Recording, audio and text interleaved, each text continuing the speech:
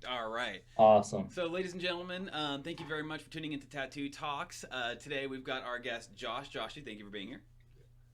Thanks for having me, Alex. I appreciate it. Absolutely. So let's just go ahead and get right to it. I found you on Reddit on the Body Mod subreddit.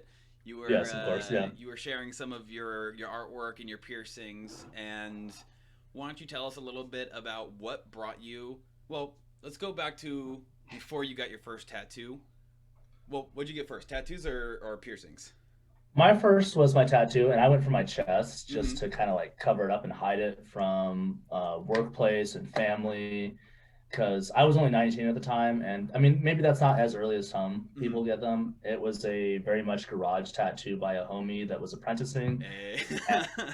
Oh, the first one I have, if you look on the pictures I shared, I mm-hmm. have is the Thrasher Scapegoat, which is a combination of some skateboard trucks Mm-hmm. and a pentagram. And to some, that is quite an appalling A image. pentagram, In, Baphomet, and then skateboard yeah, in trucks. and of itself. And so, I mean, at the time, and I still am very, very much enthusiastic about skateboarding. I don't do it so much as I used to back Mm-hmm. then. At that time, I lived across the street from a skate park, and so I was there all day, 12 hours a day, skating and just being a general hoodlum Mm-hmm. at Yep. the time. And so, yeah, and that one was extremely like controversial when my family found out about because most of my family is very much a conservative Christian idealist. And Mm-hmm. so when they saw that, they were rather not happy about it. And it as I continued to get more over my early adulthood, I kind of had to just elaborate and speak my piece about them. And they've come to terms with it. Mm-hmm. They still very much love me and appreciate me for who I am, and have moved on past just the judgment. But the image is still not something that they're stoked about. So I try not to like push it into their face more so than like I mean I wear a t-shirt most of the time Mm-hmm. or the long sleeve and just kind of try to avoid that confrontation. I mean, and it's not like it's something that's brought up very often, but every time I get a new one, they're like, "Oh, I haven't seen this one before," and I'm like, "Yeah, of course you haven't." So Yeah. that's just kind of how it goes. So growing up, you say you're in a Christian household. Do you view yourself as a Christian, practicing or non-practicing?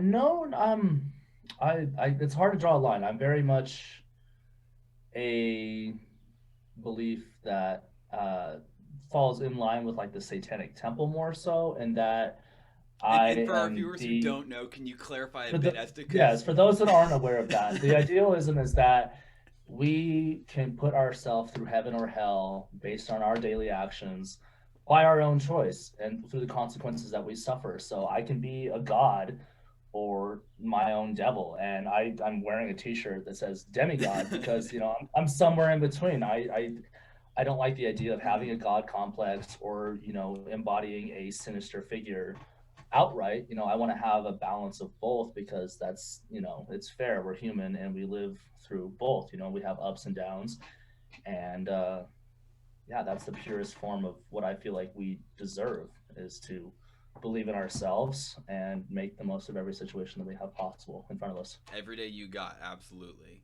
Exactly. So your parents they're Christian. You didn't so much hold that. What about ethnically? Is that is if you don't mind me asking, what kind of ethnicity are you? Okay, so it wasn't so much as like my mother, I'm not entirely sure what her belief system is. Mm-hmm. My father got custody of my brother and I when we were 4 and 3 years old each. I'm the oldest of the two. Okay. So my dad was very much not religious. He's more of a spiritual figure. He kind of like, Mm-hmm. he's very much in the belief of like just, what you devote your energy to is what you get. It was the rest of my family, my aunt, my grandma, and extended relatives that were very, very Christian. Mm-hmm. And so, I mean, my dad wasn't directly stoked about like me getting a satanic image, as well. You could be You spiritual, but know, if you see that, it's just yeah, but he was like, "That's like you're literally just putting a satanic image on your body and you're attracting negativity." And I said, "Yeah, but I mean, a lot of people do that in the same sense. If you're a firm believer in positivity and energy and the words you speak about yourself, like a lot of people, for example, like Damien Eccles was that Satanist in the '80s that spent 11 years in prison for mm-hmm. allegedly having a murder on his hands and then was proven innocent. He discusses it in the third episode of the Midnight Gospel. He's like, I went to prison because I had good karma.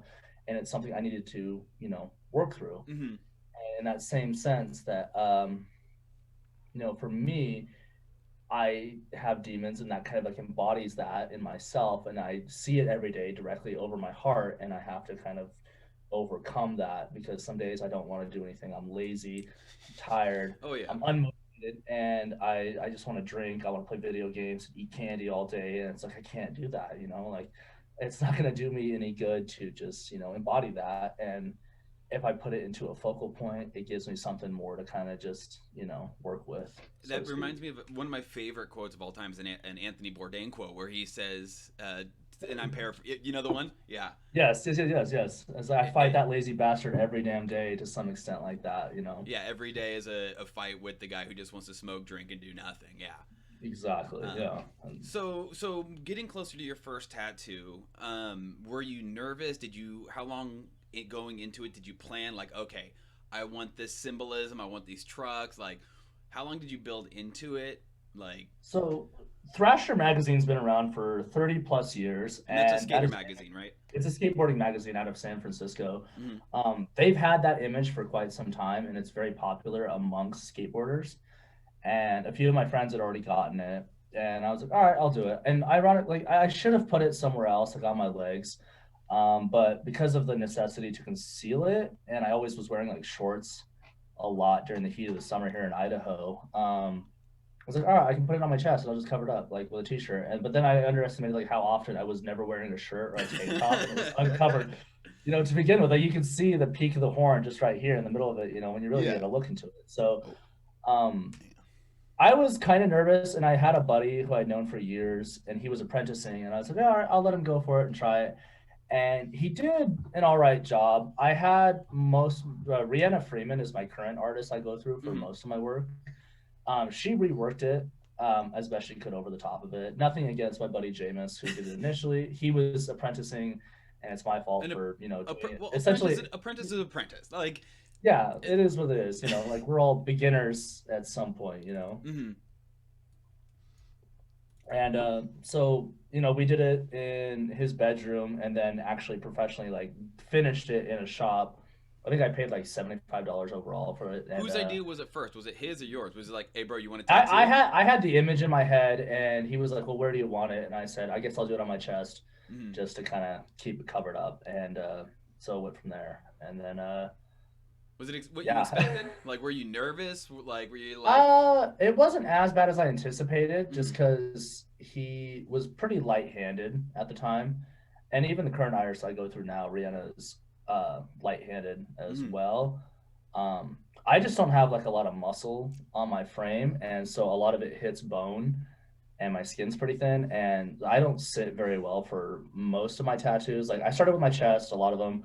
Arms weren't so bad. I have a couple pieces on my legs. They're not any in the pictures that I am not looking forward to finishing out my leg sleeves, to be Mm-hmm. honest. And then my waistline is my most recent one. The no good deeds go unpunished, Which and we'll cover that one. Yeah, that that's like that soft belly sucked. tissue right there. That sucked. I was not a fan. I had to hold my breath as she like did each line and shading in the lining, and I was miserable. What But I mean, what it's kind of sitter are you? Because I ask everyone who's on this show because there's all different kinds. There's the person who's they're just quiet. They're no music or anything. They just sit there and handle it. There are people who listen to music, people who sing. uh-huh. Me, I Um curse. I say fuck, shit, fuck out, and I just go. I just go off. Some people yeah. squeeze. What are you? So I've been going to Rihanna for 9 years now. She redid my first one and then started doing more about periodically about 1 to 2 a year Mm-hmm. from there. And so we have a pretty good relationship. We'll talk.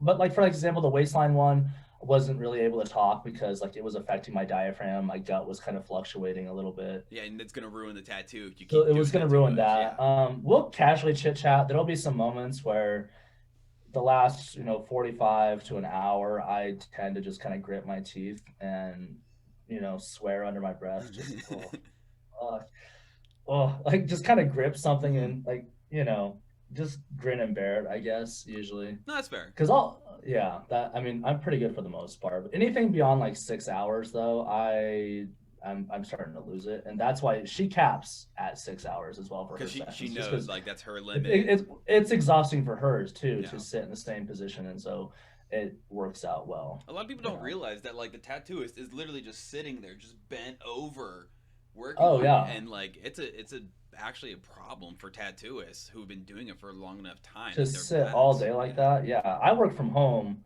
as does my roommate, and Mm. this is our studio room we're in, where we actually host our own podcasts and stuff like What's the that, and plug? do What is webinar. it? Inbound Secret and the Cereal Bowl. Mm-hmm. We discuss business, professional life, and just wealth, income, and stuff like that. So we are a digital marketing agency specializing in lead generation and sales acquisitions for businesses. So, Damn. um, those annoying little apps on your phone that read your mind. Oh yeah. We get paid by businesses essentially to put those there and develop their websites and stuff like that. So, um, Do you find that yeah. like have you how long have you been doing that? I'm going on 2 years now. I initially started in the consultation side, Mm-hmm. and now I'm mostly primarily focused on media management and executive assistance type stuff. So, And like when we have a podcast, I'll do the video editing mm-hmm. and the content management and schedule it for posting for our social pages and stuff like that. And before this, back when you got your first tattoo, did you ever what work were you doing? Like what I'm getting at is tattoos and workplace. Did you have any issues with that? Some people find that they can't get tattoos that they want because of work. No, so growing up, my dad always worked in the food service or trade work. So he Mm-hmm. was either a mechanic or he was working in construction or he worked in restaurants. And I don't know a lot of tradesmen that don't have tattoos. Yeah. I don't know a lot of restaurant workers that don't have tattoos. 6 years in the So that was biz. never a concern. Yeah, that was never a concern for me personally Mm-hmm. when it came to that. I avoided going down to my forearms until I was about 24, 25 years old, to the point where I was pretty confident and capable and knew what I was doing. Even when I was 3 years deep in the HVAC industry, I had established myself as a pretty good hard worker as an apprentice Mm-hmm. and was working my way up into industrial level, equipment and stuff like that. And so at that point, like there's people, they don't care. They're guys that just want the job done right.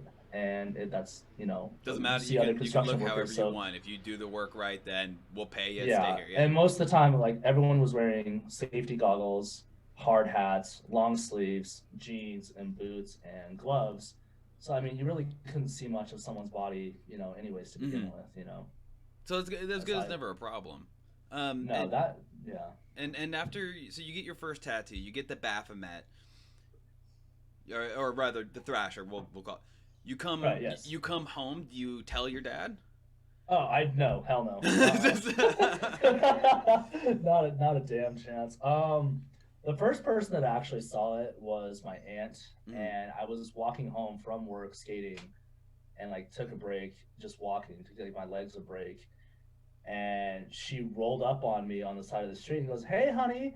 I looked over. I was like, "Oh shit!" Like covered my chest, leaned down and like leaned to the car window like this. It's just like, "Hey, what's going on?" She's like, "What's that on your chest?" And I was like, "Can we talk about that later?"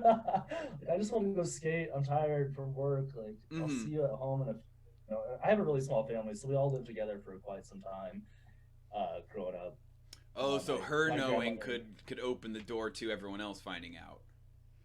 Yeah, and that kind of like spilled the beans there to an extent, Mm-hmm. and so I got a lot of shit for that. Fortunately, kind of, my brother was a bit of a delinquent and dropped out of high school, so that kind of took a lot of the heat at the same time A as me tattoo getting didn't that look as tattoo. bad when It compared didn't to. look as bad in comparison to that. Yeah, he had dropped out and he was getting his GED, but he Mhm. was kind of being um, dragging his ass, so to speak, on Yeah. it. And so that kind of like took priority. I had already graduated, and everyone was there in my family for the ceremony, and like they were really proud of me about that. I had a job. I was getting an apartment like a few weeks later.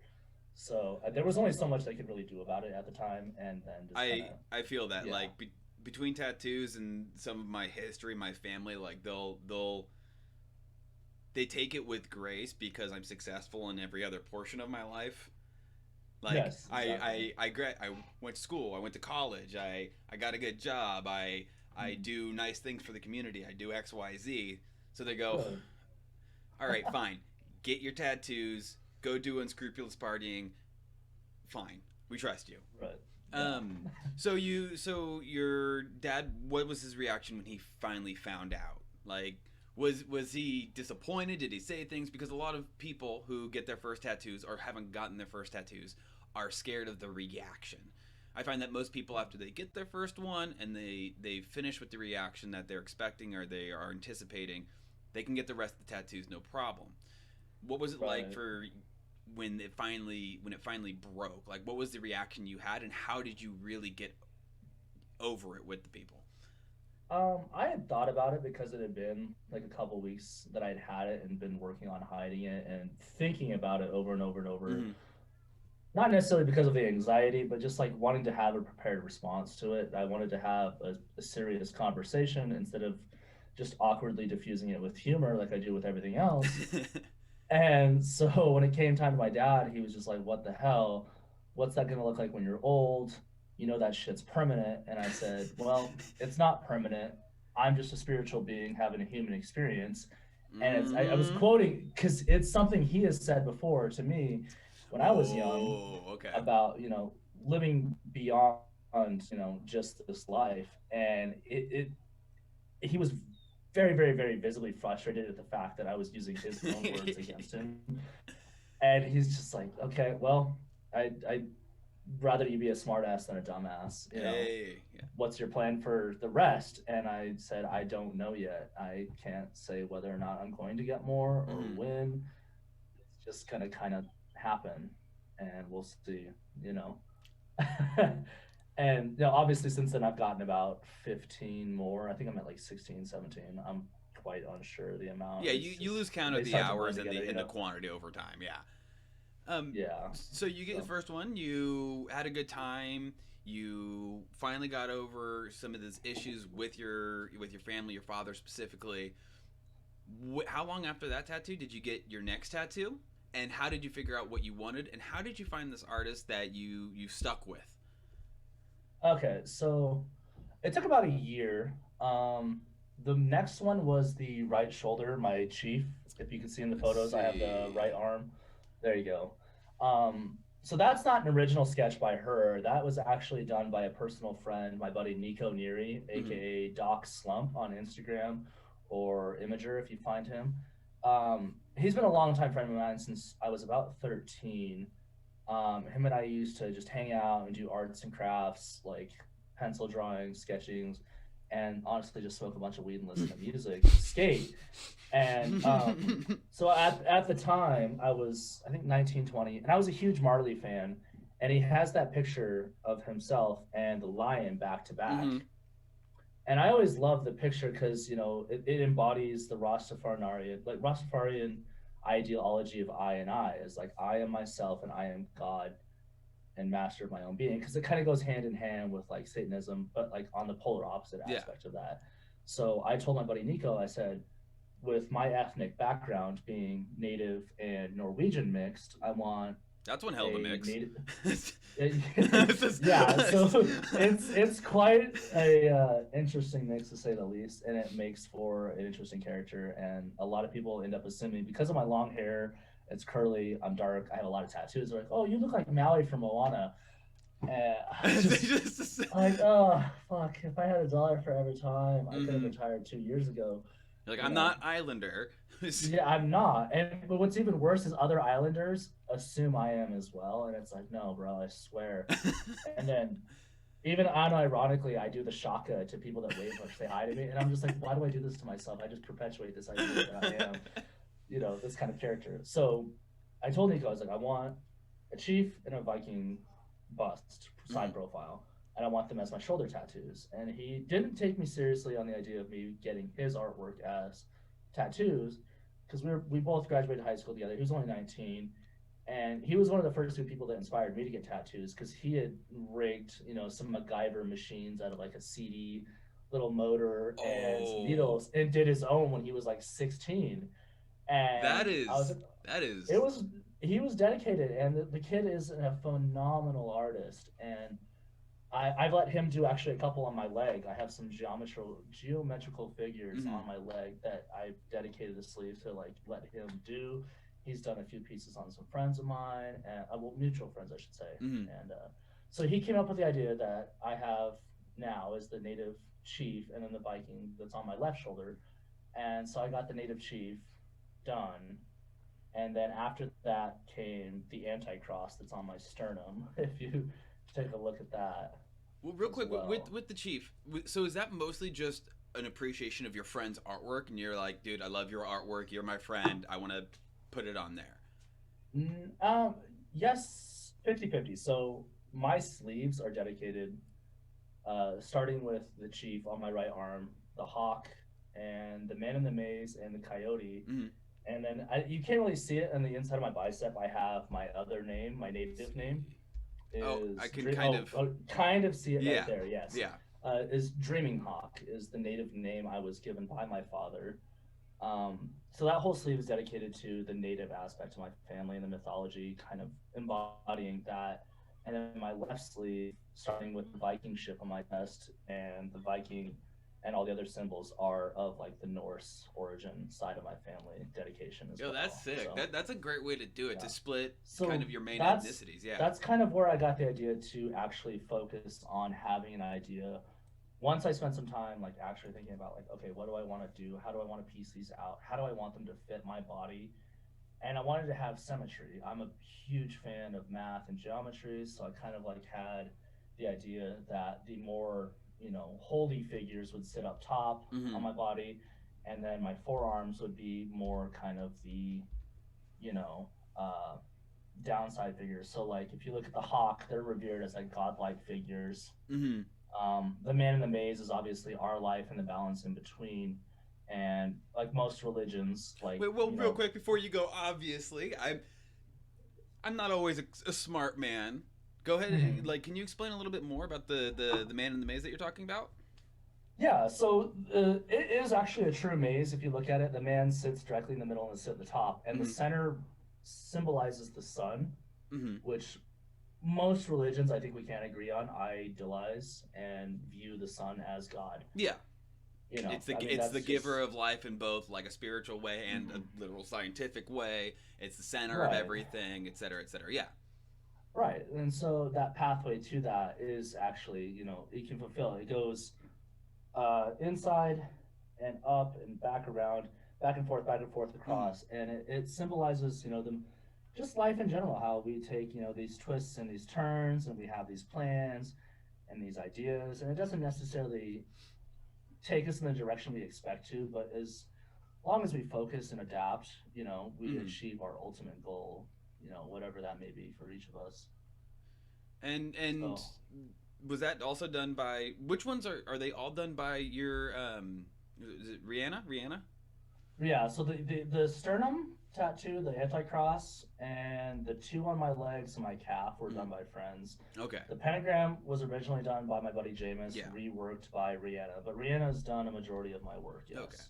And okay, so I just want to make sure we're still covering this arm in full. So Hmm. the one done by your friend, the hawk. Which go ahead and can you elaborate a little bit more about that? You said it's spiritual, or it is a god type figure, or Yeah, so hawks in native mythology are revered as being a godlike figure. They kind of are especially to me, because I'll see them a lot when I take my sort of spiritual journeys on my own. I'll take time out to go hike or camp or go fish and just backpack out mm-hmm. somewhere. And I'll tend to see quite a few of them. They're like spiritual leaders, and they kind of guide us and ensure, remind us that we are on the right path, so to speak. And it also just ties in with, my native name being Dreaming Hawk, Mm-hmm. which is very, very, very symbolic and significant to my character and just who I am. You know, Do you think that well first is what part native are you? Are you what tribe? so the tribe I'm part of is from an area in Arizona near Scottsdale, Mm-hmm. referred to as the Salt River Maricopa, Mm-hmm. and specifically, my mother was Pima. There's a long native word, Octomaptalodale, something. It's like I don't know the verbiage and the language at all whatsoever. She was adopted out of that Mm-hmm. reservation, where she met my father in Seattle, and they eventually had my brother and I. So I'm not enrolled in the tribe. I don't have any benefits. Like, despite many misconceptions, even from like the early stages of my life that I discussed before, like, I had this preconceived notions like, oh, you can go to college free. Oh, you don't get taxed. Oh, yada yada yada. Yeah. Like, you get free money from the government. It's like, no, I don't. I'm a regular tax-paying citizen, just like anyone else. Mm-hmm. For the most part, I don't get any benefits out of that. Like, some people idealize it, and it sounds fancy on paper to some people, but I mean, I'm just a regular human being like anyone else.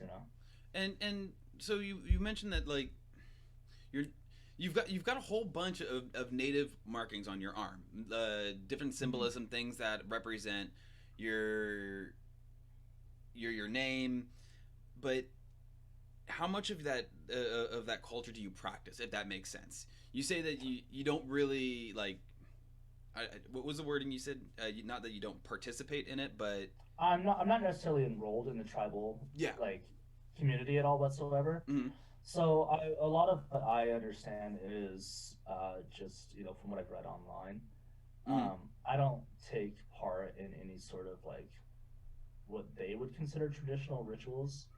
I do a lot of self like soul searching and gathering, I guess, and predominantly in nature, in that sense. Yeah. So it's more personal to me in that sense. But I mean, if I had the opportunity to go down there and go and learn more, I would gladly take the chance Yeah. to do so and participate in set activities and stuff like that. So but I mean, so it's more of just like, would you say it's kind of like your interpretation and how you view your connection to that part of you, and yeah, so like I mean, these figures like the hawk and the coyote and the man in the maze are significant to the desert tribe natives. I mean, mm-hmm. that red-tailed feathered hawk is common in that area.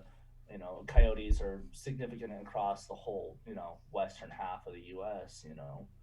And stuff like that. So, and I mean, the man in the maze is particularly significant to the Salt River Maricopa area and the natives surrounding that. Mm-hmm. So I did take the time to like put effort into reading about it and seeing and understanding the symbology behind that before actually putting it on my body. Unlike my first tattoo, where you're just like, kind of skate magazine, let's go.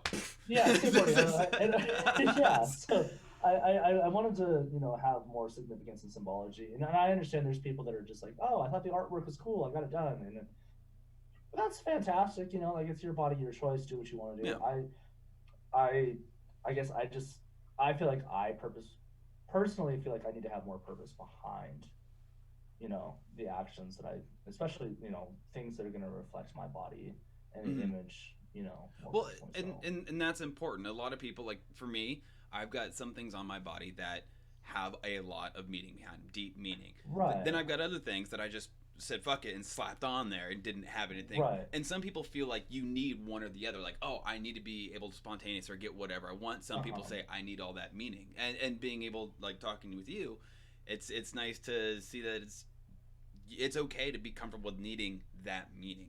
Like, take your body seriously. And I mean, I have a balance of both. Like, my left leg is going to be a sleeve dedicated to like sacred geometry and 3D illusion. Beautiful artwork. And it's beautiful artwork. To me, my ideal like vision of God is essentially math. It's just pure. It's unadulterated. It's not hypocritical. It is fact. Math is fact. It's fact. There's no debate on that. I mean, it can adapt and we can change our understanding of it, but I mean, that's the beauty of it. So that's what the significance of this. My right leg is going to be predominantly like, I have Deadpool on my nice. back of my calf, and so that's kind of like, oh, I just really like it, but I also like the character as well. It's just kind of being cynical, but in the same sense, like being an anti-hero. Like, it really embodies like the idea that like, I'm not going to be a perfect being, I'm not going to be a villain, I'm going to do good by me and those around me, and if you stand against me, then get the fuck out of it. Well, and that's the thing, is it sounds like you are very comfortable with who you are. Like, you've come to a conclusion as to what you are, what you stand for, and what you represent, and therefore being able to find that meaning in things you like, and then putting on you, the meaning is still there. It may be Deadpool, but the meaning and representation is there. Yeah. Would you say that tattoos, and it's okay if not, have helped you come to that conclusion as to who you are, or like thinking about the tattoos? How's that help you as a person in your character?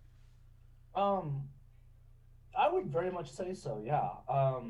Like I had said earlier, the whole balance aspect of having like the kind of more heavenly figures up top and the sinister figures down low, really did help kind of establish the fact that I need to live within moderation. I'm gonna do as much good as I can. Like I said, sometimes the demons need to exercise, and I let them out in occasions that is necessary, and it is what it is, and it does allow me to focus on that, and it did empower me to like become more confident and capable and believe in myself, you know, more so than just being, like cocky and arrogant. It's like, okay, like you have these characteristics of who you are and where you're going to go in life. And it took a long time up until like even the last few years still. I'm still evolving to this day, and that's something everyone should aspire to do, is to grow and adapt.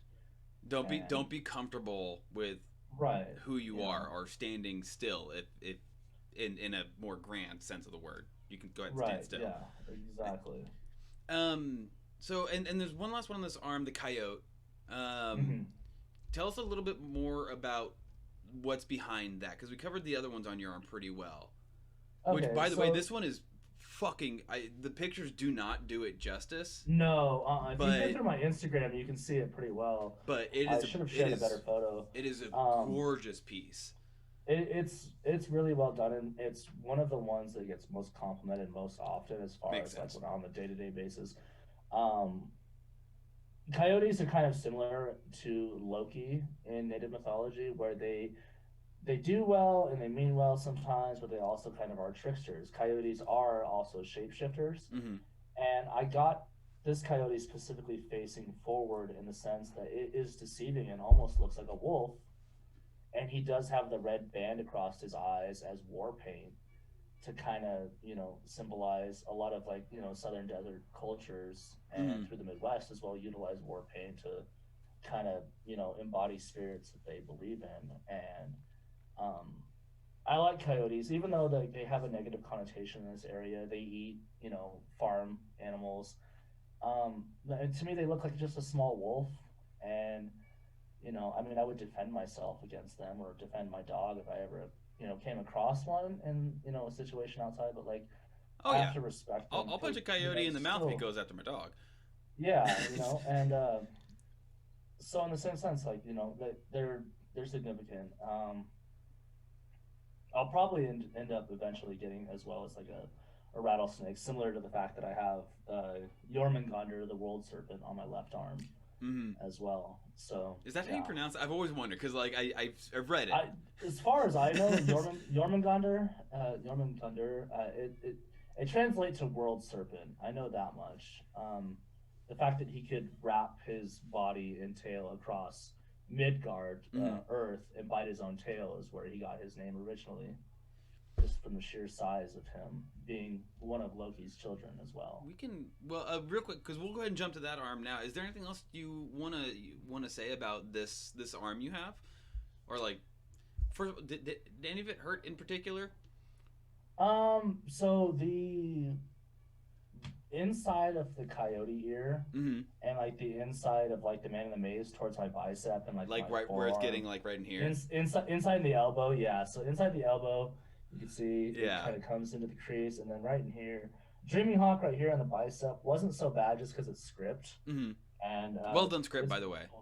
Yeah, she did amazing. Not so bad. Probably one of the worst, honestly, was in like the top head of the shoulder here. The bone in there, it felt like the buzzing was directly in my ear. Yo, right? Isn't that the trippiest shit? That's the fact that it goes up along your collarbone, and cervical, branch of your spine Mm-hmm. into your cranium and like along the ear. It's funky. It didn't hurt so much as it was just weird. Mm-hmm. The left side of my chest here along like the collarbone, really that fucking this whole piece actually, the Viking ship is probably one of the worst pieces I've had to endure. That was 6 hours of just misery. Because Mm-hmm. even if like you can tell, like that's like an inch and a half, maybe two off my chest, and the So it's whole well, like this it's on their own sternum, like it's on their away from the collarbone. nipple. That's what I was trying to get at. Sorry. Yeah, Oh, okay. like along the sternum, collarbone, the shoulder, and towards the armpit. Like that all just sucked. And when I initially got that, I was probably about 50 pounds lighter. I was only about 170 pounds, Mm-hmm. so I was a lot skinnier. And that was miserable, especially towards like the white highlights at the end. Oh my god. Dude, I everyone always forgets about the highlights. They get through their whole tattoo and they're like, "All right, dope," and they're like, "No, we gotta put on yeah. this really thin needle of just white," and then just Yeah, nope. and like that makes or breaks the piece. I'm a firm believer in contrast and Mm-hmm. the necessity of it, and skin breaks for tattoos to really pop and make a clean, crisp experience. Mm-hmm. Just for photos, but. For me, like white doesn't hold very well. Like you can't really see any highlights in the tattoo. Like it looks good on photos. I'll endure for like a portrait's sake for an artist, Yeah. but I mean, I just it just It's is just a not bitch. fun. It's just a It's just bitch. yeah, plain and simple. It's just a bitch. Yeah. Okay, so let's go ahead and start talking about these ones a little bit. So this is going to be Sure thing. your more Norse side. This is yeah entirely. Before So we jump into it, how connected do you feel to your Norse side, as much as your Native American side, or? I would say it's about 70-30, more Mm-hmm. so the north side because my dad was the American, so he was the Norwegian European Caucasian mix. Mm-hmm. My grandma is a Norwegian immigrant from 1951. It was when she immigrated here to the U.S. from Norway. She was in Norway during Nazi Germany's occupation of that whole area. And just to put a little age there, she's 80. She's 80, 87, 88, 89. I don't know. Man, she's really pushing it. But so yeah, so she moved here to America and found her husband, had a kid, my aunt, and then my dad. And so I kind of feel more of a relation to that because it's just a lot more relevant and to like ties into some of the mythology and stories that she tells us about being in Norway. Mm-hmm. But she was like the really heavy Christian influence in our family, so a lot of that kind of also was pushed aside for just strictly being about like, going to church and that sense of that kind of it. So Which you seem really thrilled about. I endured. The Bible is a great book Mm-hmm. to gain a moral sense of understanding. There's also like anything else, it has a huge, at least from my perspective, there's a lot of discrepancies and hypocrisy, Mm-hmm. and I mean that falters to a lot of religions too as well. So I took the good with the bad out of it as best I could. I didn't enjoy sitting through church, 2-3 hours a week, on Mm-hmm. a Sunday, once a week for however many years till I finally put my foot down when I was like 16 and was like, no, I'm good, thanks. Like, I gave it a you shot, know, but eh. yeah, yeah. So Okay, yeah. so you're pretty connected to this side. What was your first tattoo you got from your North sleeve? So where it says knight and the Trinity symbol, Mm-hmm. the whole embodiment of that originally was Mjolnir, which was Thor's hammer.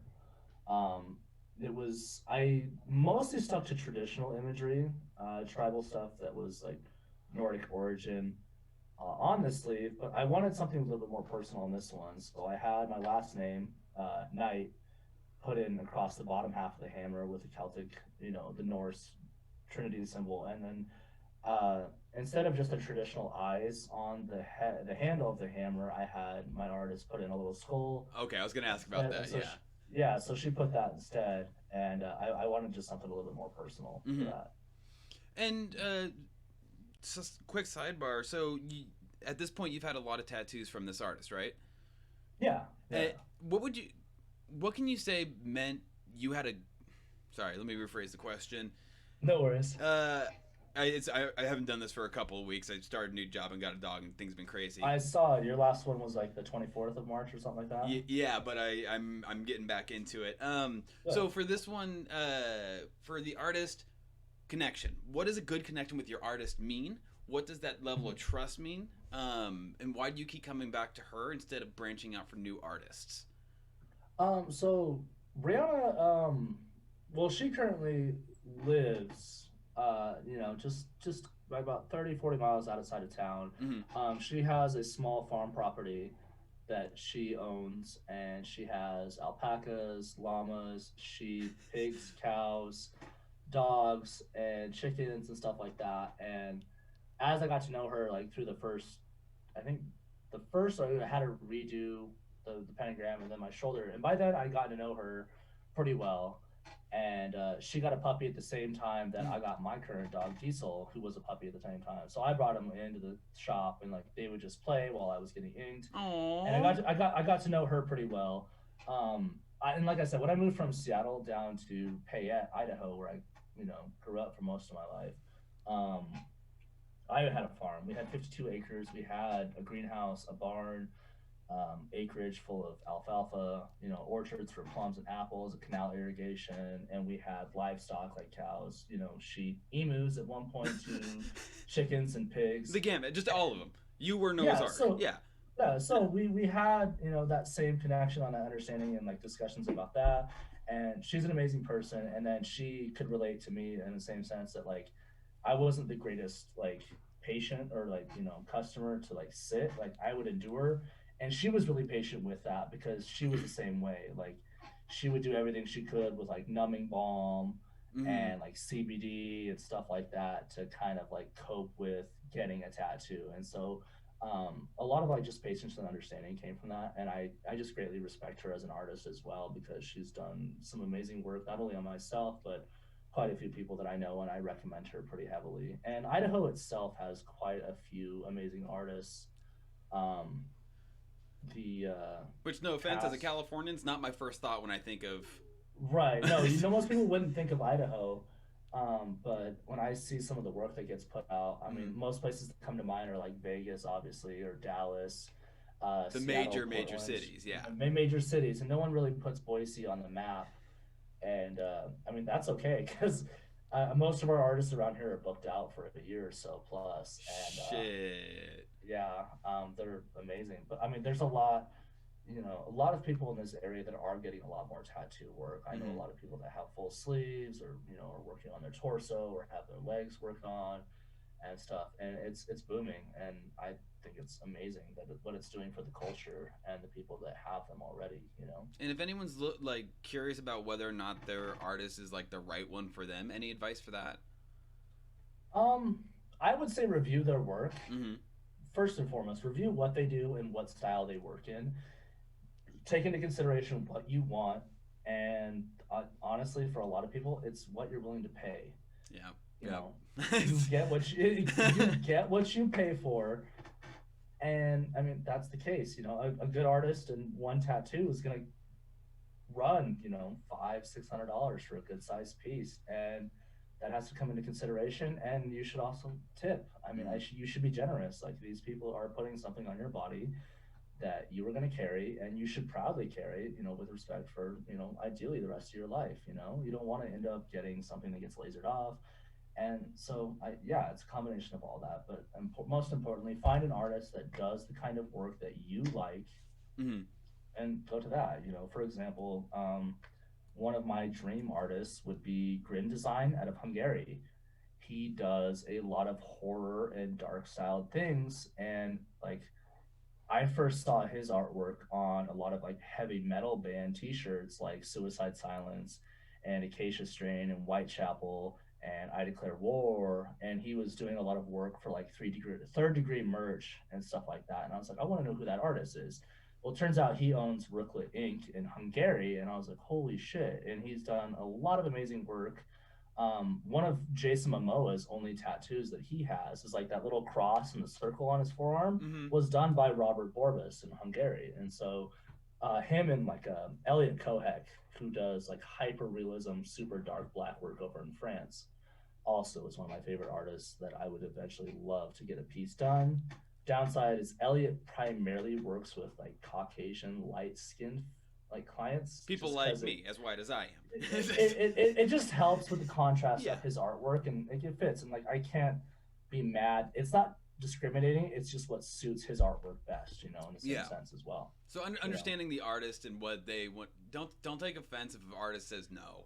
Like, no, right, yeah, and I know like then that's the thing is like it's like a contractor doing work. Like they have the right to say no. They you know we live in America. You have the right to refuse service to anyone. mm-hmm. You know, you can say no to the artwork and you can say no to the person. Like that's you know the beauty of being where we are at that you have that. You know. Well, and a lot of artists know what they're capable of and what they can do. And an artist who specializes in portraits might not do your script tattoo, and the person who does the script tattoos probably won't do their portraits. Like, and they'll tell you exactly. And trust them and don't be offended to it. They're looking out for your best interest most of the time. Ideally, yes, they should be. Yeah, no, they should have that level of discretion mm-hmm. and understanding, you know, to be able to say no. And I think a lot of artists now are empowered and still politely respectful in that same sense. There are some artists obviously that take that and kind of like a, you know, get that holier than thou aspect because they are the artist. But like, from my experience, a lot of the people that I know and talk to, and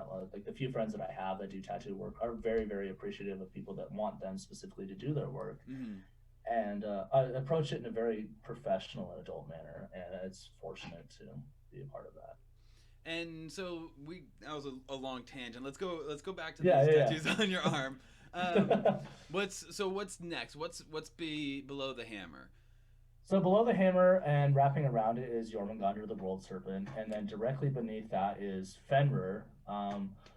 He was the Loki's third child.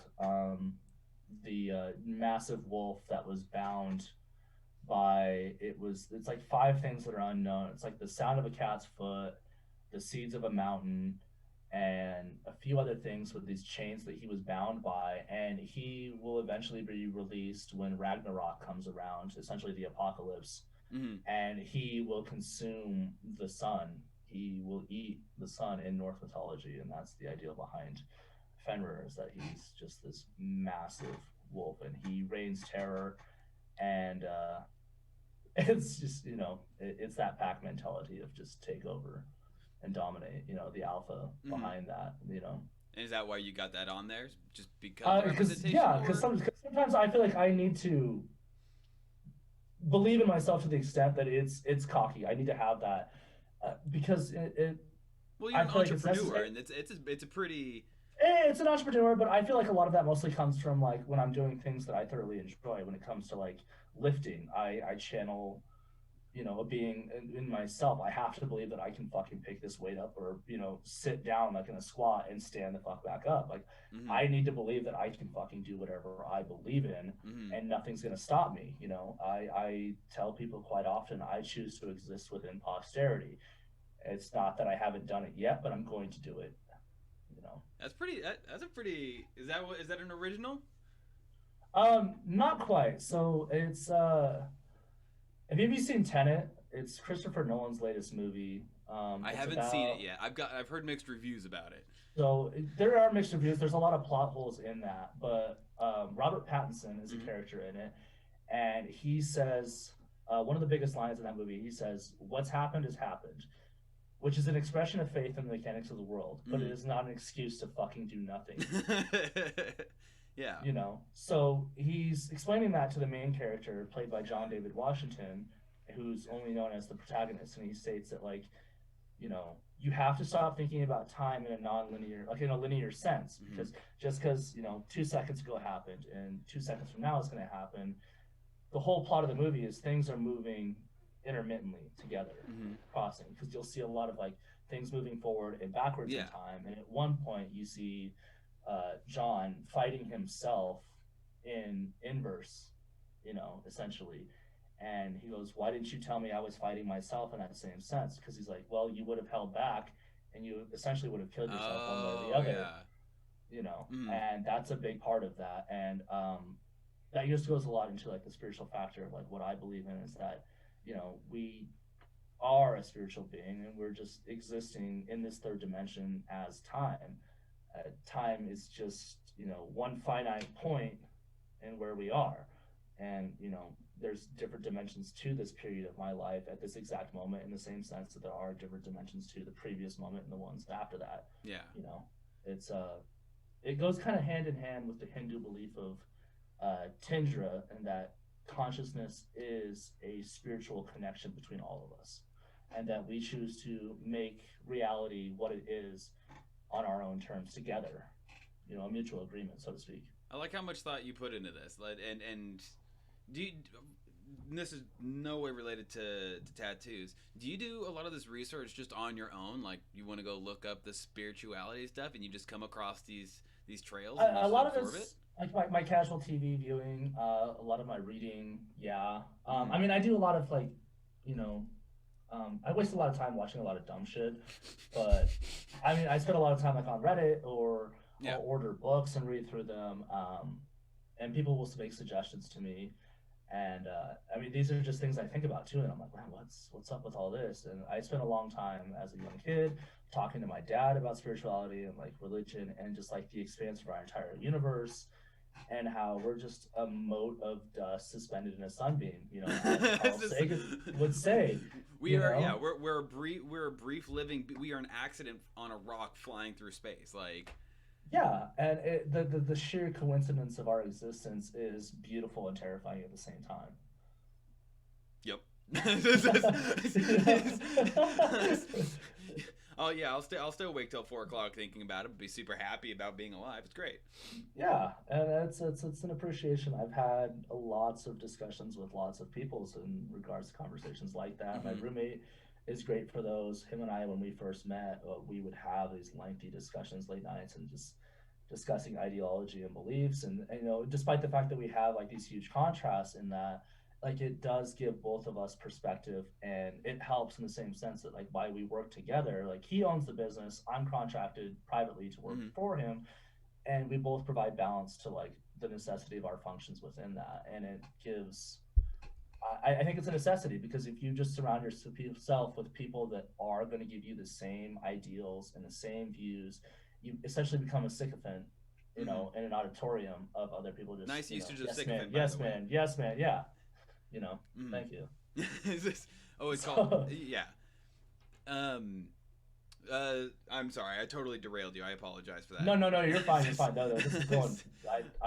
This is why I came here, because there's a lot more to just the tattoos and the meanings behind themselves. There's, I mean, obviously each tattoo has a meaning, but there's got to be, a foundation for that prior to as well. Well, what I say is not necessarily that every tattoo has a meaning. The way I view it, every tattoo does have a story. Like, be it, I just got absolutely shit-faced drunk with my friends and I got a tattoo. The whole everything behind. I've been there. Yeah.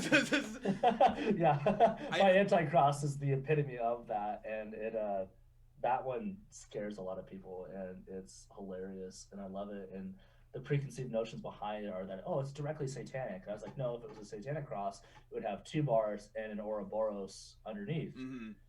The Anticross was originally used by St. Peter, who wanted to be hung upside down initially when he was crucified. It's because he didn't want to be... He didn't believe he was worthy of being crucified the same sense as Jesus was.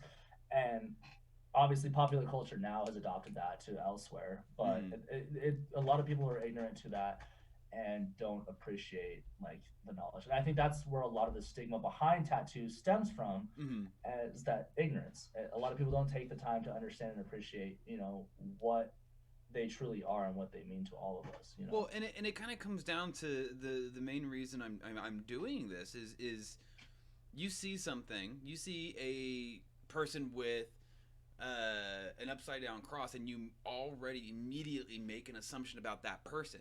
You think either they do worship the devil, or they are an evil person, or they take delight in this, or they get a tattoo on their face and or split their tongue, and you have an assumption this person's a freak, this person's an idiot, this person's not making logical choices, and like it has nothing to do with that. Take a minute, talk to them, get to know, and there's gonna be so much more behind that. Yeah, like I completely agree. I'm excited to talk about the cross a little bit more, but first let's finish up what's Right. going on over here. So on the back of my forearm is two ravens, Mm-hmm. Hugin and Munin. I hope I'm pronouncing these correctly. Is Hugin this? and Munin were Odin's ravens, which translates to thoughts and memories, and they kind of would like look into the past and the future for him and give him like all the information with that all-seeing eye that he had. Mm-hmm. I was always a huge fan. I love corvids like in general. I'm not a big fan of magpies just personally because I've had to deal with them, but like crows and ravens are beautiful and Intelligent. intelligent as can be. It's terrifying how smart um, just they are in general. Oh, and once So again, people have preconceived notions. They see a crow and they're like, "Oh, what a dirty ass bird," or whatever. Like, bro, you don't right, even know.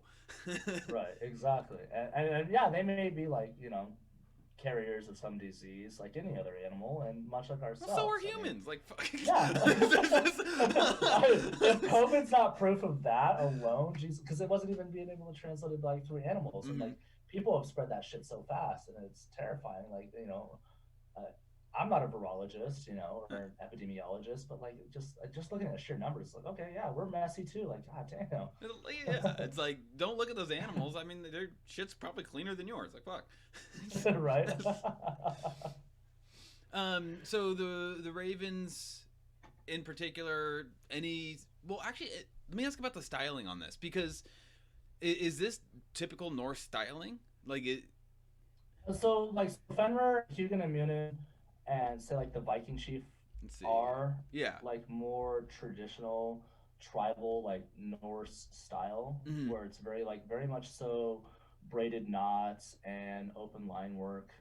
Hmm. I had my artist Rihanna like in the mane of Fenrir the wolf. I had her add stippling into it just because it was so bland without it. Hmm. Um, But so it's beautiful. I mean, it goes without saying yeah, anything I've seen of hers is beautiful. But yeah, it's well done. yeah, yeah. So yeah, and I've tried to like keep it as traditional and have a slightly modern infusion of what I believe in. And my Hmm. artist has translated my thoughts or like taken the artwork I presented to her and molded it into something that I've been more than content with quite a few times. I mean, everything she's done, I've been like, yeah, let's do this or let's add this slight modification here, and she's been more than happy to appease me, and I'm grateful to have her as an artist. And yeah. Is there something behind this Raven here? Um. Oh shit! I'm looking at the wrong arm. No, no. So no, I just have the chief, the snake, Mjolnir, Well, I mean, is there Higadaminen, like and like is it crossed with something? Like, no. So it's two ravens together. okay, that's clearer. Hugin Okay. and Munin. Yeah, yeah. Sorry. Yeah, that's hard to see in Okay. on the camera. But they're together, so they're facing outward, and Okay. it's split my back of my forearm pretty well. How is I've that? been Because that's like very right on the bone too, right there. actually because it's such like thin, like it's bold in tribal work, but tribal work's not really, it's not super huge thick tribal line, so Hmm. it wasn't too bad. Okay. And like I said, basically from the shoulder down has been pretty easy for me. I've sat pretty well for my arms. Um, the chest was not fun. Legs are not going to be fun. I have moderately muscular legs. I'm working on getting them more so, and Hmm. that is just going to suck. I'm not looking forward to that because the ones I have had so far were not fun at all. So with all this Norse, all this mythology, what was it like when you started getting these in relations to your father? Like, was he like, oh shit, this is dope? Was he supportive? Did he help? Like, Um, Once like these pieces, I started getting them more frequently. My family in general started to take a better understanding. Just after their first view and like having the discussions with them, like, hey, isn't going to change who I am. I still love you. You still love me. I'm still your child. I'm still your nephew. I'm still your grandchild. Um, I'm always going to love you. I'm going to do whatever I can to take care of you, and you're going to do the same for me regardless. But if you're going to treat me like anything less, and the same approach goes for anyone that approaches me in that manner, then I'll treat you how you treat me. Like, mm-hmm. if you want to look at me like garbage for having them, then I don't need you in my life. I'm not going to surround myself with toxicity and negative views just because of an outward appearance. Like I may not be like attracted to or think like someone's appearance is like all that great. It's not my taste, but like like what does their heart say? Like how do they treat other people around us. You Mm-hmm. know, that speaks far more than anything else. You know, and then that's the way it should be. And I think that's a lot of what you've been hoping to embody with this sort of discussion for others. You know, Mm-hmm. just in general. So we didn't really, Excuse me. did we cover really, we talked about the process of getting this ship, but I don't think you really went a bit more into detail about the ship itself. So the ship is significant, very much so, and it's probably my personal favorite Mm-hmm. that I have, just because it is an embodiment of my family. It's a small ship. It's obviously weathering a storm. There's tears in the sail. It's rough waters, and it embodies my family because we're small. We're small. There's only five of us that are together: my aunt, my grandma, my aunt, my brother, and I. And you know, through thick and thin, we endured together. You know, my grandma raised my aunt and my dad as a single mom. My dad raised my brother and I as a single father. And you know that alone is just being a parent in general is fucking tough. I can't imagine. I just have a dog and I see people with kids and I'm like, that's insane. Yep. Like that's I, not for me yep. yet. I'm gonna get there at some point, maybe. You know, maybe, that's maybe, yep. maybe, but like that, like that's rough. And like you know, I'm extremely grateful that I had a father that was willing to step up and take care, Mm-hmm. you know, and get full custody of my brother and I, which was unheard of back in like 1996 and 97. And even to this day, it's hard for, you know, single fathers or even just a dad to get, you know, To get the 50-50 custody, yeah. custody.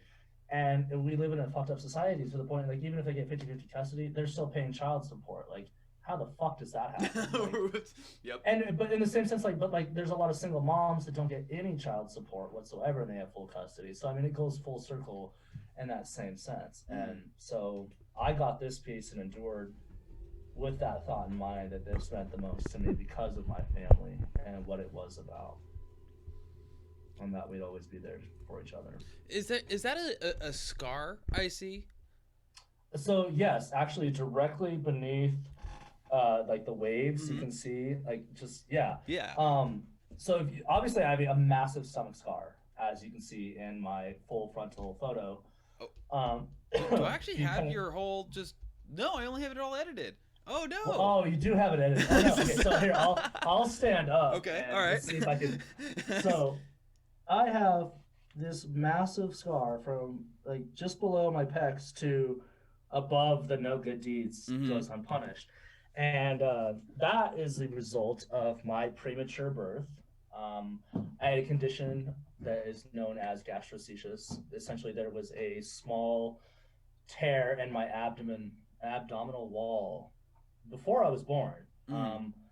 So I was 2 months early. I only weighed about 6 pounds. I was immediately born in Bellevue, actually, Mm-hmm. Washington, transferred to Seattle's Children's Hospital, and rushed into the ER and spent 2 months in the NICU, just recovering from that. I had a slew of complications, and I mean, I still have asthma technically. I was supposed to be crippled and like sickly for most of my life, apparently. Like, I couldn't drink like soda. I had to have every meal was home cooked. I was getting like IVs for the first few years of Mm-hmm. my life, you know, just regular hospital visits. And so yeah, life was rough to begin with. And that scar on my chest is from an insertion of an oxygen tube or feeding tube or something like that, to that extent. And actually, in my chest here, um, let's see, right where the mark on you see the little tear in the sails Yeah, yeah, above the yeah. first seal. The black. There's actually a piece of tubing that's still in my chest right here that Oh, I can what the feel. shit? Yeah, it's about the size of like three watermelon seeds, kind of like smushed together. So like a pill capsule, you know, like that. There's that piece here in my chest still. So yeah, I have a lot of marks and scars on my bodies that just the big one. So a lot of my insecurity, physically speaking, initially stemmed from having this massive scar as a kid. Understandably so, yeah. And so like kids, like I would go to like the swimming pool and I would wear a shirt for the first few years, like 6, 7, 8, 9 years old, because I was really uncomfortable and it took a long fucking time to like appreciate my body and just get the fuck over it.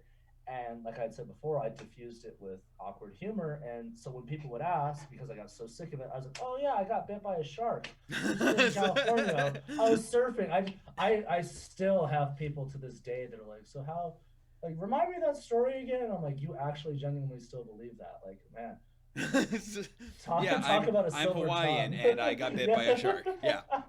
Fucking. Yeah. So, yeah. So that was like the first like confrontation with body image that I had to overcome and deal with, and now I embrace it. I don't.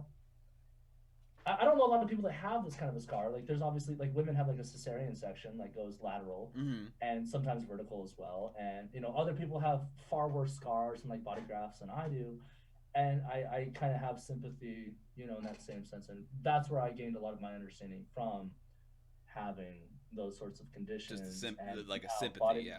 yeah, that just having understanding, like having a foot in the door and a place to stand on and gain understanding gave me an appreciation for those that have endured as well. That's. I mean, that's. I mean, that's right. Like, I used to think that people. I was one of those people who thought if you had tattoos and all that shit, you know, you were weird. I was judging you. I had these Mm-hmm. preconceived notions, and it wasn't until I started getting tattoo and emerging myself further within the culture that I began to have that sympathy for others, and Right. that same sympathy has like spilled over to every other aspect of my life, and Right. it's great. What would you say to people who have similar confidence? That you said you've built it up. How'd you recover from those bodily like issues, those image issues? A lot of it initiated with the fact that, like, because I was told I couldn't be like very active or athletic, and then I finally was like able to. About the time I turned 5, I was able to like really start running around, and I wanted to play sports. And so my dad would throw a football for me, or he put a basketball hoop football for me so I could shoot. And like growing up on a farm, like I was active all day. I was running around, feeding animals, carrying buckets of like grain or feed and shit like that. And like I finally was like, okay, I'm healthy. I can actually do shit. And Mm-hmm. so I wanted to see what the fuck I was capable of. And so I was, for quite a long time, a 3 sport athlete. I played football, basketball, and I ran track. Mm-hmm. And I gained a lot more confidence in being capable and like appreciating that I could do that, because there were a lot of people that just can't. Like, they're paraplegic or they're quadriplegic, or they're just, they're physically just not capable of doing that. So like I had to take into account that I was blessed and fortunate to be able to do so. And a lot of that is in like this last few year. I got really like last year I got really overweight and I was sickly again, and I was just like, why am I doing this to myself? Like, I feel like shit. And I finally was like, all right, I'm gonna start riding my bike every day, stop driving my car. I'm going to the gym twice a day, 5 days a week, and I've Mm-hmm. lost 20 pounds, just on the scale, and I'm far stronger than I've ever been in my life. And it's been motivating not only to myself, but I've had quite a few people reach out and they say they feel inspired, that they're going to start going to the gym or they have started going. And a lot of people have reached out to me asking me for help to start going and take care of themselves. And I'm like flattered that like that's even someone's thought process is to come to me for, that sort of thing. And I'm more than happy to help because I feel like everyone should be as healthy and capable and live the best life that they should. And I'm not asking for anything out of it. I just want your effort, in the same Mm-hmm. sense. Like, I'm not going to make you do anything that I'm not going to do. Like, it's going to fucking hurt. It's going to suck. You're not going to feel good for a day or two You're not gonna like afterwards. Like, it. Yeah. you're not going to like it, and you're going to sweat, and you're going to be sore. Like, that's part of the process. And I think that goes hand in hand with having a tattoo. Is you're going to have to endure this process in order to get what you want. It's not about the end destination. It's about the journey and getting there. Mm-hmm. That man, that's fucking great. Like it my girlfriend, like, she had some self confidence issues, and she just started a podcast like to start talking about building up confidence and how you can find it. Mm-hmm. That's And amazing. yeah, well, it's and hearing you do the same thing. It really is. There's something you said during all that. It was knowing that you're capable.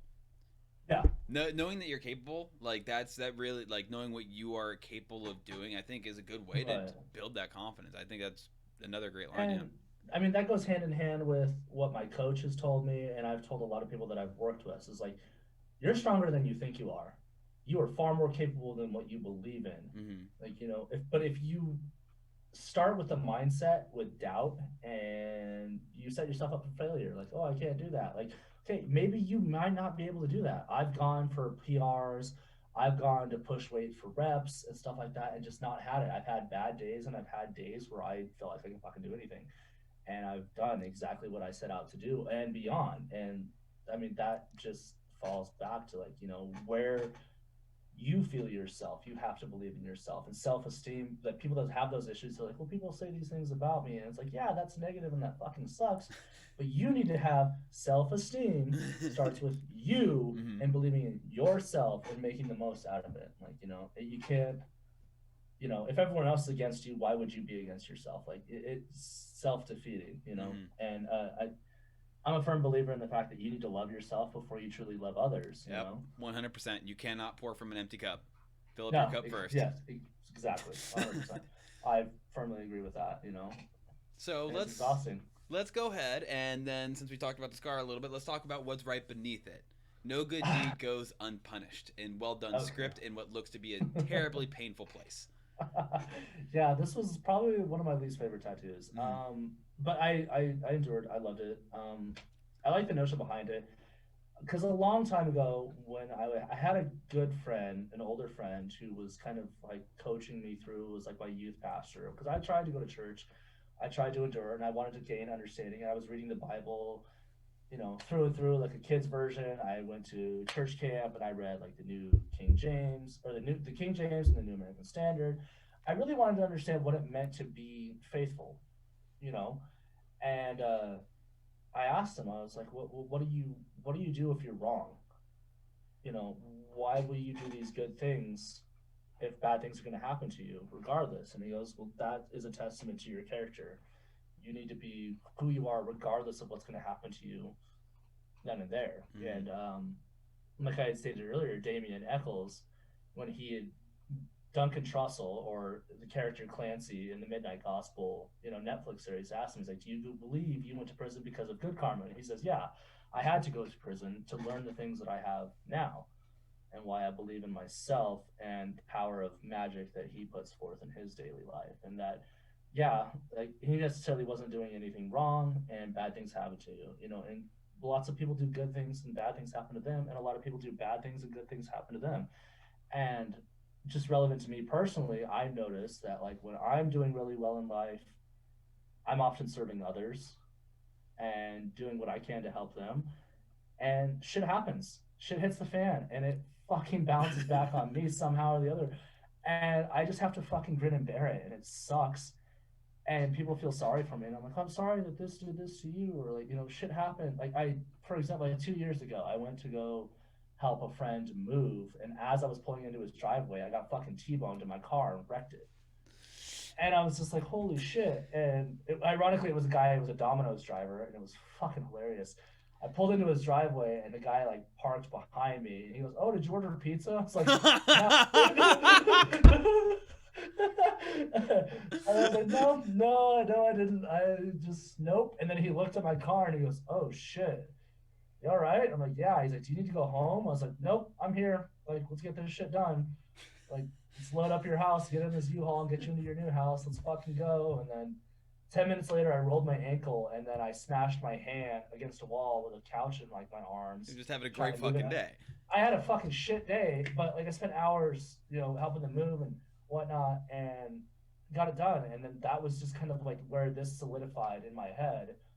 And it's been a joking remark for when like I'm in the shit, Mm-hmm. you know, when life's kind of rolling downhill or like bad things are happening to me, and I'm like, okay, yeah, endure. Like you have to overcome. You're just gonna deal with it, and like, you know, that means you're doing something right and you're heading in the right direction, and bigger things are coming.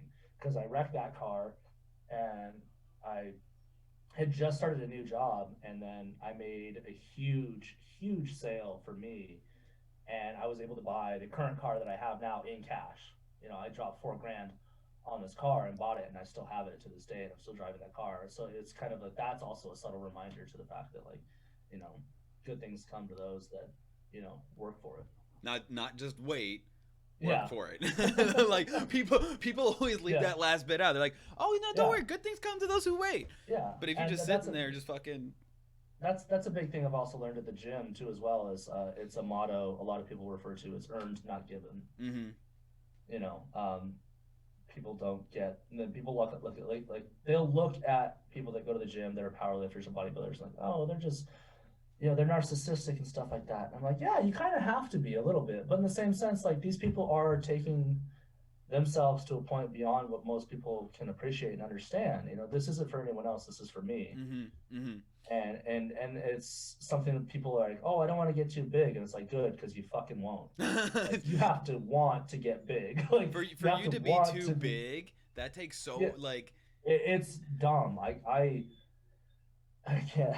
It just blows my mind that people think it's that easy, and it's not. And like like once they actually get decades into of it, work. Like yeah. Because I've had buddies that like they start working out and they're like, "Oh, I'm pretty strong," and I'm like, "Let's fucking see." And they're like, "Oh, I guess not. Like I'll just push these girly ass weights." And I'm like, "No, no, no, don't say that," because I know at least a dozen girls that work out at this gym, and they're fucking way stronger than me, way stronger than you. my Like girlfriend can fucking that squat me like shit. Like yeah, it's dumb. There are girls that are like, I see at the gym, and I'm just like, God damn, like, but they've been at it for a certain amount of time, and it's like, okay, I have, and this isn't like a sexist thing, but like, I have a genetic benefit of being male, yeah, obviously, a yeah. predisposition to having more testosterone and stuff like that. So I mean, I'm gonna catch up, or I'm gonna, beat them, but like in the same sense that like.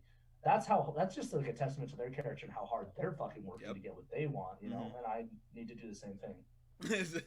um, so, kind of winding down here, I think one of the Mm-hmm. biggest things is, as I've learned about you and talked to you, how you take your character and not only do you wear it on your skin and your tattoos, but you present in your everyday life. These are Mm-hmm. things that people won't really know just by looking at you. Right. When what would you say to these people, or what would you say to people who make who make these assumptions? Like people will look at you and make assumptions. People will look at me and make assumptions. Right. And these people could be watching or be watching in the future. What would you say to them Right. to try and help either a reduce what they assume, like or oh gosh, I don't really know how to phrase this right. But what would you say to these people to help them stop assuming and get to know like I mean, just take the time to actually say what they're going to ask to mm-hmm. themselves and take the time to ask themselves that. Like, one of the biggest ones I always get is it's like, it's my name. Hey, what's your name? Oh, I'm Josh. Okay. So what ethnicity are you? And like it immediately just bounces to that. Mm-hmm. And then it's kind of like the tattoos after that. So it's obnoxious, and I kind of just diffuse it with humor. And they're like, I'm like, take a wild guess, and they're like, Islander, and I'm like, nah. And they're like, Chinese, nah. African American, like they really start to get skeptical after the first few guesses, and I'm like, no. They're like, well, what are you? And I'm like, what else is there? And they're like, well, I don't know. I was like, I mean, there's like, and so I'll just start naming things. I was like, what about Laos or Cambodian or Nigeria? Like, there's all these other different ethnic backgrounds. Like, what are you? And they're just like, oh, well, and they kind of stutter and they catch on to the fact. And then I'm like, I'm just fucking with you. Like, I'm native, but like, there's more to it than just that. And, Expand your mind, don't yeah. yeah, it goes to that same sense. It's like there's a lot more to what you see. And that sort of approach should be taken with anyone, regardless of whether or not you have tattoos or not, whether visible or not, because you never understand like what people are going through and what they've done. You can not be so assuming. Mm-hmm. And I think it's a favor and a sense of kindness and genuine, respect we should all strive for. I think that's actually it's a kindness to not assume, and people don't really make that connection or that thought. Like Right. they don't think that their thoughts are a thought is not offensive, but when it starts to affect who you are, it's no longer being kind either to yourself or to the other Mm-hmm. person, even though nothing is actually physically done. Right. And if you want to be a kind person, really put in that effort to not make those assumptions. I think. Exactly. Well, are there any other tattoos you'd like to share, or any other personal anecdotes or stories that you would like to share? I think I've had a fair amount of speaking time here, and I've kind of dwelled into it. So, I mean, if you have any other questions you have in mind, I'm pretty Um, good, honestly. I don't If think anything, I have any.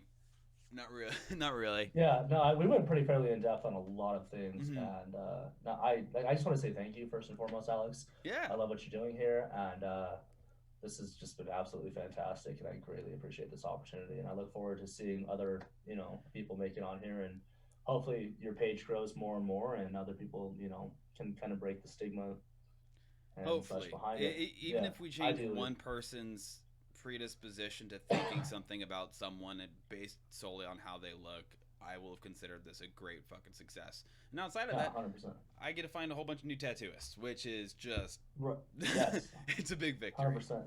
All right, well, Right. thank you very much, man, for being a guest on the show. I appreciate it. I appreciate your time. I appreciate your stories and sharing your ink. You really are a pleasure. I enjoy how much thought you put into everything and how you don't just let your mind sit. You really do Mhm. try to expand it and try and think different ways and learn more. And I appreciate that a lot. So thank you very much for Thank sharing you very all much, that Alex. I information appreciate with it. us. All right, man. Take All care. right. Take care. Enjoy the rest of your evening. You as well. Take care. Bye. Oh. All right. Well, I'm still awkward at ending these shows.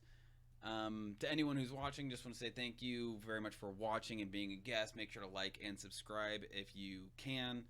Um, and I think it's a big lesson that he was talking about is being respectful and being kind of someone that you don't know.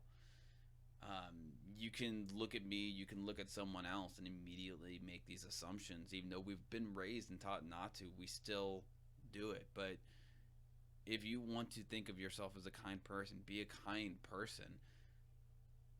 Stop for just a second to think about what you're about to say or what's going through your head. Do you see this person and think, oh, well, they're obviously an idiot because they got a tattoo on their face? Or is that part of their career? Is that really representative of who they are? Take that time. Past that, I thank you all very much for being here. Have a great rest of your day. And hopefully, we'll be back soon.